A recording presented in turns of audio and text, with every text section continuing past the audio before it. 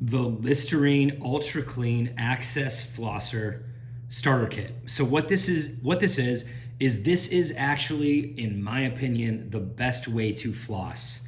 You know, you can get the string out of that container and try to wrap it around your fingers, but then you go to the dentist next time and they're like, hey, you didn't do a good job, do it this way. I feel like this is the best way to do it. Basically, what you have is this handle right here, and it's gonna come with 8 of these cartridges.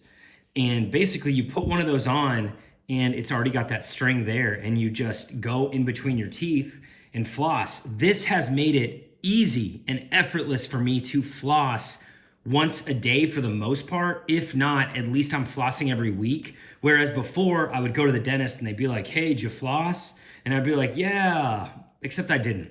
Now I floss. So if you want to floss, this is the thing to get.